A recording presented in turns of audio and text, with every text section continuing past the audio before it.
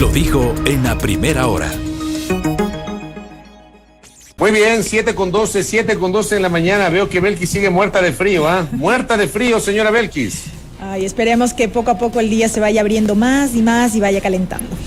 Pero si está despejadísimo, verás, de aquí a las 9 de la mañana va a ser un calor impresionante. Ya sabemos cómo es el clima en Quito. Sí. Hay que cuidarse, sobre todo en la tarde. Bueno, tenemos ahí con la tacita de café al señor ingeniero Carlos Rabascal Salazar, analista político y comunicacional, ex candidato a la vicepresidencia de la República. ¿Cómo le va, ingeniero? Bienvenido. Muy buenos días, Fabricio, muy buenos días, Elkis. Mientras doña Belkis está muerta de frío, a usted lo veo en el calor de su hogar. Por aquí ando, ingeniero. Bueno, gracias por atendernos. A ver, Carlos, ¿cómo analizamos los episodios que están ocurriendo ahora mismo? El presidente ayer hace un llamado al diálogo, digo, conceptualmente es lo lógico, es lo que corresponde, pero dentro de ese llamado al diálogo, yo sentí que ese llamado fue incompleto porque se sigue manejando el tema superficial y no vamos al fondo. O sea, llamado al diálogo sí. ¿Cuándo? ¿Dónde? ¿Con quiénes? ¿Cómo valoramos lo que ha pasado en el país al quinto día de movilizaciones, Carlos Rabascal? Bueno, comencemos por el tema del llamado al diálogo del presidente de la República, ¿no? Para algunos, el llamado al diálogo del presidente de la República es un gesto de buena fe y que debe ser así, etcétera, etcétera. Pero las interrogantes están en lo que tú mencionas, Fabricio, es decir, cómo, cuándo, dónde, pero más allá del cómo, cuándo, dónde, es sobre qué base vamos a conversar. Es decir, cuál es la agenda temática de la conversación. Porque esto no es cuestión de simplemente que tú y yo nos sentemos a tomarnos una rica taza de café buen día y que no tengamos una agenda temática. Porque el presidente de la República lo que tiene que hacer para dialogar primero es reconocer sus errores. Porque el no reconocer un error, y esto lo vengo diciendo, y tú sabes que esto es una máxima de comunicación, si no se reconoce un error, es agrandarlo. Y agrandar un error por no reconocerlo es perder credibilidad. Y por tanto no puedes conversar con quien no tiene credibilidad, con quien no le crees. Entonces, primero, tiene que recuperar rápidamente esa credibilidad. Dos, ¿cuáles son las bases de la conversación? Y las bases de la conversación tienen que darse, no en los 10 puntos que ha presentado la CONAIE, que eso sería un error, creer que tan solo resolviendo esos 10 puntos se resuelve la paz social y tranquilidad ciudadana. No. Se tiene que crear una agenda temática a partir de lo que está pasando en el Ecuador. Yo vengo proponiendo 5 ejes de esa agenda temática, y sobre esos 5 ejes de la agenda temática no es que las propongo por loco, no es que las propongo porque se me ocurren, sino porque es lo que está sintiendo la ciudad. Primero, seguridad ciudadana, para recuperar la paz y la tranquilidad. Segundo, salud, que es lo que se ve todos los días, salud pública me refiero, que es lo que se ve todos los días cuando la gente se queja de que no hay medicamentos, que no hay insumos, que no los atienden, etcétera, etcétera, etcétera. Educación pública, que también las madres de familia se quejan. Reactivación económica y productiva y empleo que van de la mano, que es lo que está pasando y lo que se deriva también en las necesidades y angustias del pueblo ecuatoriano. Si el presidente de la República entonces dice, a ver, ecuatorianos y ecuatorianas, sobre esta base vamos a convocar al diálogo, porque ahora vamos a invertir en estos 5 ejes para sacar adelante el país. Bueno, pudiese recuperar un espacio, pero el presidente de la República pasa de enunciados. Les convoco al diálogo, vamos a hacer, vamos a tal cosa, pero no se compromete. Y ha perdido la credibilidad, porque esto es un cúmulo desde que se posesionó, es una acumulación de errores, y esa acumulación de errores lleva a esto. Es un presidente que no ha sabido escuchar, se concentró solamente en el manejo de la macroeconomía, descuidó la economía interna, y el pueblo ecuatoriano vive de la economía interna. Carlos, ¿qué tal? Buenos días. Sí, mi pregunta iba en el sentido de el gobierno nacional está mirando esa realidad. La crítica recurrente en este último tiempo, sobre todo y en esta última semana, es que al parecer no se sale de esa burbuja. Los cuestionamientos han ido dirigidos en el sentido de que se han minimizado las protestas a propósito de las últimas declaraciones de los ministros, del mismo presidente de la República. Entonces, ¿cómo entender esta postura, esta posición en un momento tan convulso que vive el país? A ver, ese es uno de los principales errores que tiene el gobierno nacional. Algunos critican que falla en la comunicación gubernamental. Es que no es falla de la comunicación gubernamental. Ustedes son periodistas y además son comunicadores y saben muy bien que la comunicación es una consecuencia de lo que se hace o lo que se deja de hacer. Es decir, tú no puedes comunicar lo que no existe. No puedes comunicar que ha incrementado la inversión pública cuando no ha incrementado. No puedes comunicar que ha mejorado la salud pública cuando no ha mejorado. Es decir, aquí hay un problema de gestión, pero también hay un problema de sensibilidad y hay un problema de mal comprender el concepto de la gobernabilidad. Y se habla, no podemos poner en riesgo la estabilidad del gobierno. Es que no se trata de la estabilidad del gobierno, Belkis y Fabricio, se trata de la estabilidad del país. Y cuando hablo de la estabilidad del país, hablo de la estabilidad de los ciudadanos y ciudadanas, de la gente común. ¿Puede haber estabilidad cuando ha incrementado la pobreza? ¿Puede haber estabilidad cuando ha disminuido el presupuesto de la salud pública, de la educación? ¿Puede haber estabilidad cuando de 6 de cada 100.000 crímenes violentos ha pasado a 15 por cada 100.000 habitantes?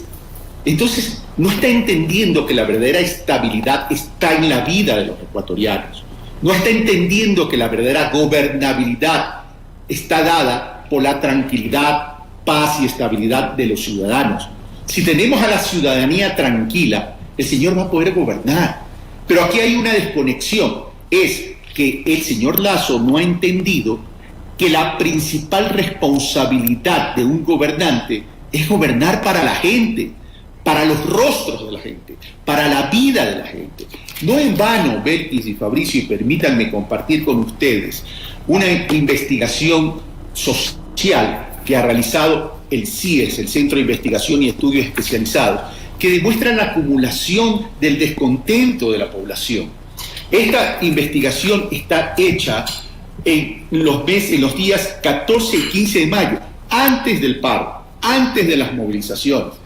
¿Cómo califica la labor del gobierno en temas de seguridad? Negativo, 88%. 8.8 ecuatorianos de cada 10 ecuatorianos califican mal la gestión del gobierno en términos de seguridad. En economía, el negativo, 84%, 8.4 de cada 10 ecuatorianos no creen en el manejo de la economía del Ecuador. El empleo, 87%, 8.7 de los ecuatorianos califican y no le creen al presidente Lasso en relación a su política de reactivación económica, productiva y empleo. En educación, 61% califican negativamente a la educación. En salud, el 56%. Y miren ustedes, cuando se le pregunta a la ciudadanía, ¿usted actualmente tiene un trabajo que le genere un ingreso fijo? El 58% contesta que no. Entonces, la política de este gobierno, ¿a qué ha llevado? A una economía de subsistencia. Vayan a ver, es problema de ustedes. Yo tengo que arreglar la situación con el Fondo Monetario Internacional, tengo que reestructurar la deuda, aunque me cueste 8.300 millones al año. Pero Carlos, ahí yo le pregunto a usted, digamos, ¿no tiene lógica el argumento del presidente de la República cuando dice el primer año ha servido para poner la casa en orden? En el primer año teníamos que culminar el proceso de vacunación, teníamos que ordenar las finanzas, hoy tenemos no sé cuántos miles de millones en reservas internacionales, hoy tenemos un interesante cifra de riesgo país, hoy somos atractivos para la inversión, hoy tenemos el apoyo de los multilaterales. O sea, el argumento del gobierno es que el primer año sirvió para poner la casa en orden y que ahora sí en el segundo año viene el despegue. ¿No será que nos estamos, le pregunto, Carlos Rabascal, que los sectores sociales se están anticipando y no le están dando chance que Lasso aplique lo que ofreció el 24 de mayo en su informe a la Nación? Carlos Rabascal. A ver, Comienzo con el tema del riesgo país. El tema del riesgo país se ha incrementado, no se ha disminuido, es decir, por ahí no va el tema. Pero vamos a contestar a tu pregunta. Mi querido Fabricio, un gobernante tiene que saber leer, interpretar las circunstancias de vida de una sociedad. Lo que estamos viviendo en este momento es la desconexión de aquello. Porque el pueblo ecuatoriano no está viviendo hoy, en el presente, los problemas. El pueblo ecuatoriano lo está viviendo desde hace 5 años. Recuerden, Belkis y Fabricio, que esta crisis viene producto también del efecto de ¿qué? Del efecto de una recesión muy fuerte en la economía en el año 2019 y el efecto del COVID, del coronavirus en el 2020. Hoy le agregas otro elemento, que es la guerra Rusia-Ucrania. Entonces, todos estos elementos han venido minando las posibilidades de una buena o calidad de vida adecuada de los ecuatorianos. Entonces, son 5 años prácticamente.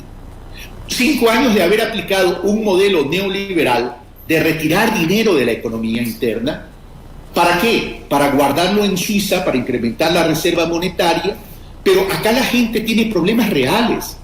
Cuando la gente tiene problemas reales de vida, de salud y de falta de trabajo, entonces se genera esta consecuencia por la acumulación, por esa desconexión que hay entre los gobiernos y la gente. Un gobierno gobierna para la gente. Esto no es una empresa, esto no es un banco. Si fuera una empresa, si fuera un banco, bueno, la principal razón de una empresa, de una organización mercantilista, comercial, es su rentabilidad. Entonces a ellos no les interesa disminuir, a ellos no les importa si disminuyen gastos para tener rentabilidad. Pero cuando uno gobierna un Estado, cuando uno gobierna una nación, cuando uno se tiene que preocupar por la gente, hay un elemento que es fundamental en economía social de desarrollo, que se llama rentabilidad social. Y la rentabilidad social está definida por la tranquilidad, paz y mejoramiento en la calidad de vida de gente que respira, que palpita su corazón, que vive el día a día. Carlos, estamos en el 5º día de estas movilizaciones en todo el país. Ya hemos visto, escuchado y conocido las posturas de lado y lado. ¿Se mira una eventual solución frente a esto que estamos viviendo en este momento a propósito de que alguien debe ceder? A ver, yo creo que las dos partes tienen que sentarse. Es decir, pero cuidado, el gobierno nacional cree que el único interlocutor aquí es la CONAIE. Cuidado, cree que el único interlocutor es la CONAIE. Miren lo que está pasando en Cuenca. Mi respeto para la rectora Hermida en Cuenca y para la Universidad de Cuenca. Eso se llama dignidad. El tema no está tan solo concentrado en las movilizaciones de Quito. Ustedes procesan noticias y saben que también hay focos de movilización y de protesta en algunas provincias del Ecuador. Esto no es octubre del 2019, donde se concentró en Quito. Aquí ya hay una dispersión del descontento en varias provincias. Pero le van a decir, Carlos, habrá gente que le diga, porque esta semana algunos opinólogos, alguna gente que igualmente apoya al presidente Lasso, han señalado que la protesta no tiene la magnitud que se creía y le van a decir, bueno, la protesta está concentrada en una parte de Quito, en Riobamba, en Latacunga, en Cuenca, en Ibarra. Pero en la costa no pasa nada, en el oriente no pasa nada. Le van a decir eso, Carlos, tratando de minimizar o restándole valor a lo que está pasando con estos focos de manifestaciones en algunas zonas del país. No pasa nada. En Guayaquil cerradas las vías, ya comienza a haber escasez de alimentos. En otras provincias igual, no pasa nada. O sea, cuidado, creemos que para darle importancia a una protesta solamente la tenemos que medir en términos de gente que transita por la calle reclamando o en el incremento de la violencia. Y eso sería un error. Porque cuidado, estamos construyendo una bomba de tiempo que genera una explosión social. Miren, señores, es cuestión de ver... A ver, ¿por qué existen las investigaciones sociales? Para medir casualmente qué está sintiendo la gente, qué está percibiendo la gente, qué está viviendo la gente. En este mismo estudio del Centro de Investigación Sociales, del CIES, mira Quito, donde se supone que el presidente Lasso tiene un gran apoyo, el 43% de la población quiteña quiere salir del país a buscar trabajo en el exterior. ¿Tú no crees que esos indicadores terminan siendo algo relevante para tomar en cuenta y para poder activar? Por eso yo digo, o sea, sí, el diálogo, por supuesto, la pacificación del país, por supuesto, pero establezcamos una agenda y tomen la iniciativa, señores del gobierno, para recuperar esa credibilidad. Porque supongamos que este entrampamiento que estamos viviendo en este momento se resuelve la próxima semana. Supongamos que se resuelve. El tema es, ¿se va a cambiar el método de gobernar en el país? Y esa es la gran pregunta que tenemos que hacer. Pero Carlos, bueno, tengo reportes y gracias. Me dice por ejemplo, acá Giovanna Tassi me dice, Puyo está bloqueado, pozos tomados en Orellana. Igualmente acá me escriben que efectivamente hay zonas de la Amazonía donde hay dificultades. Yo citaba porque hay gente que dice que no pasa nada. O sea, habrá leído Carlos Rabascal, Belkis, pero es parte de la burbuja, amigos y amigas. Esa es parte de la burbuja. Claro, hay gente. Pero mire usted, Carlos, lo que ayer hicieron un par de medios de comunicación en sus portales digitales, hablaban de que ISA, y habían publicado de que ISA había dispuesto que ya se terminen los bloqueos cuando no era cierto. Entonces, no sé si eso es parte de una burbuja, si eso fue un error, si fue deliberado, pero eso que está pasando. No, esos son parte de estrategias y movimientos tácticos de quienes están en contra o que no interpretan el por qué está sucediendo. Porque, a ver, aquí los errores, o mejor dicho, los problemas, ¿cómo se solucionan? Atacando la causa, el origen. Si tú quieres desviar tan solo la atención, lo vas a poder hacer, por supuesto que lo vas a poder hacer. Pero ¿cuánto te dura ese distractor? No te dura nada. Porque la realidad es otra, la realidad no se está perdiendo. Entonces tienes que comenzar a trabajar en eso. Y la impresión que yo tengo es que el presidente Lasso y el gobierno no se están dando cuenta porque viven en esa burbuja. Y hay unos cuantos, que es ese 19% de los votos de la primera vuelta, que siguen viviendo en esa burbuja. Y hay otro tema, el tema del temor, el tema que eres blanco o eres negro en política. Y ya hay que comenzar a salir del odio, Fabricio y Belkis. Ya hay que salir del efecto retrovisor porque estamos con el riesgo de quedarnos con una tortícolis permanente mirando para atrás, cuando la realidad es presente y lo que tenemos que hacer es resolver en el presente para que el futuro no sea negativo. Entonces tenemos que tener madurez y cultura política en la sociedad ecuatoriana.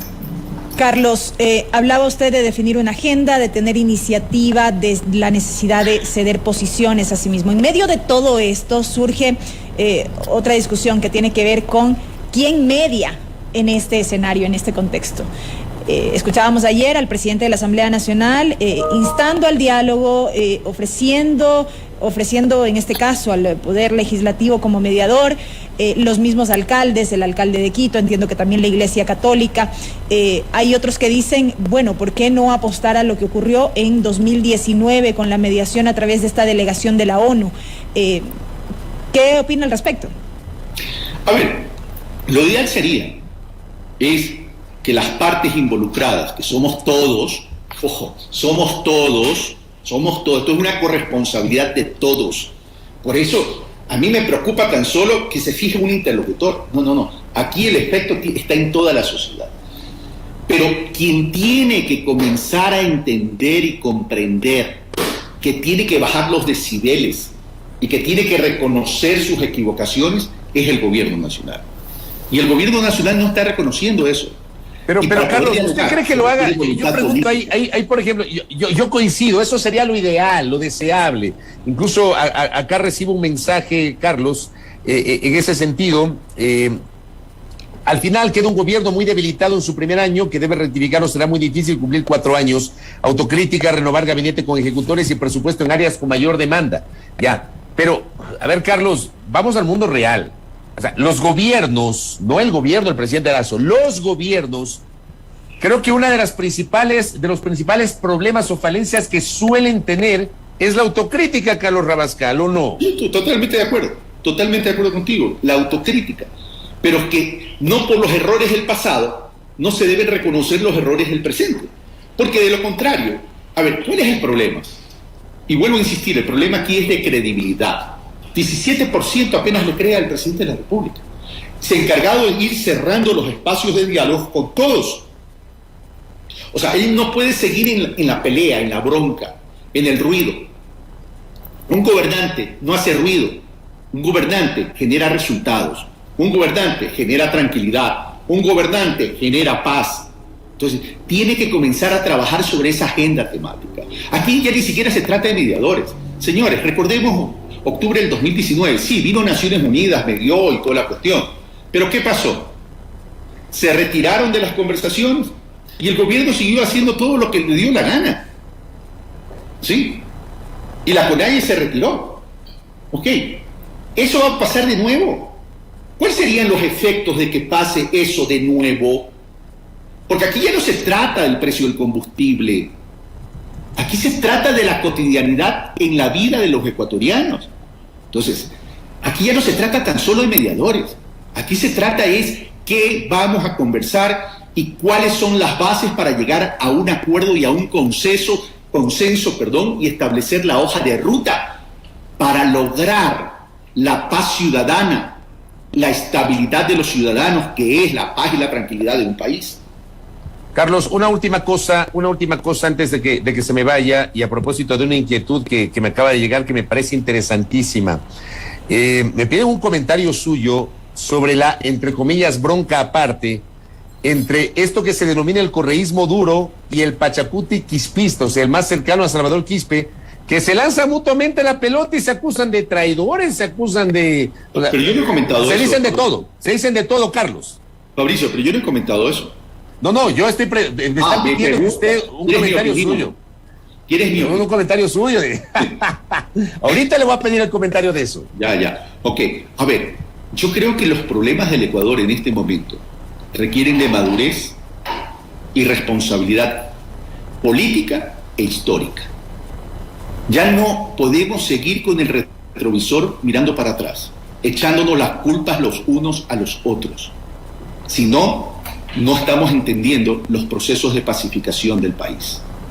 El país necesita entrar en un proceso de pacificación, reorganizar su democracia, reorganizar la institucionalidad y comenzar a trabajar sobre esos 5 elementos que son urgentes como programa emergentes para salir de la crisis social, económica y de desarrollo.